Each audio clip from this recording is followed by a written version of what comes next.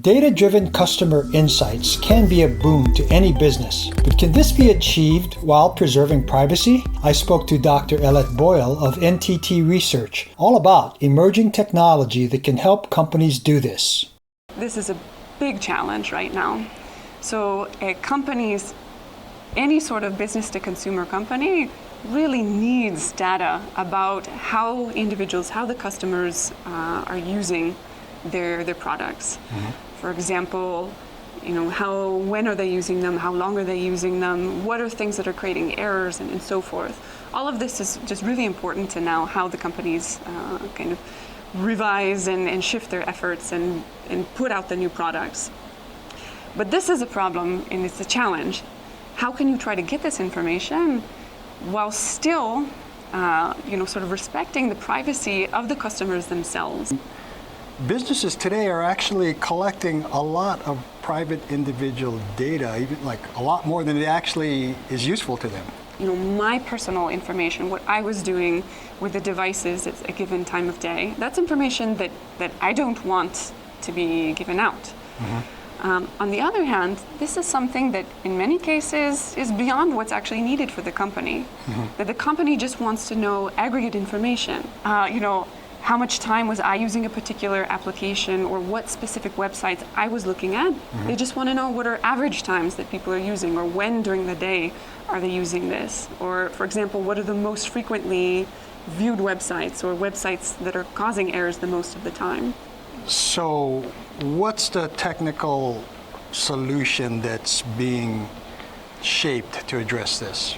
Really a goal that we have now coming from the technology side is to develop solutions that allow us to only learn the aggregate information while somehow never touching, never being exposed to data of individuals. Our approach to this is in some sense taking private information and splitting it into pieces. Okay, so say I have my whatever website name that I was accessing or some private information that I have, and whatever device I have is not going to send this up to the company. Instead, it will split it into two pieces, okay? Where each piece, if I only give you one of these two pieces, it looks like garbage. Mm-hmm. There's no identifying information. You see that I'm sending it to you, but you don't know what the private data was. And kind of the tricky part is how to design this splitting procedure so that now you can actually kind of compute or operate on these pieces separately. Mm-hmm. You'll be able to reveal only the aggregation of all of the information mm-hmm. while never revealing any of the specific individual's contribution to that. You're actually trying to solve a problem in a very dynamic, revolutionary scenario where things are going to change really fast and get more intense actually going forward. For sure, yes.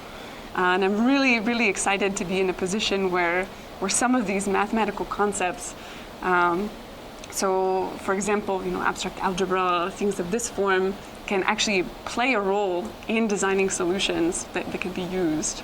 Do you ever pause to think about, like 5 years from now or 10 years from now, aggregate data usage scenarios? For sure. Think about any case where there's different data set. For example, hospital data mm-hmm. or financial data, all sorts of different things.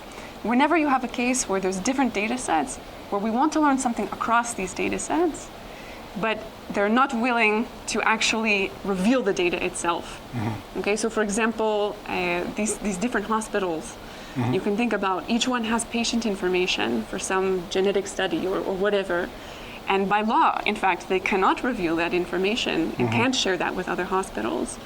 But being able to somehow combine this information or learn something globally across it mm-hmm. can have tremendous power in terms of trying to solve even bigger questions, like identifying solutions to a disease or things of that sort. Can it go so far, or have you ever thought of it going so far as to factoring in diversity, cultural differences, ethnic, economic differences? Is that where this kind of all is pointing toward in an altruistic sense? This can definitely be the case. And let me give you a specific example of this. actually something that was already executed using a form of this secure computation technology. It was a project in Boston where the individual data sets were different companies in the Boston area. And what they were trying to identify using secure computation is whether there's a wage gap between males and females in the workforce. So here, each company had its own individual salary information. Certainly does not want to reveal that or share that with other companies.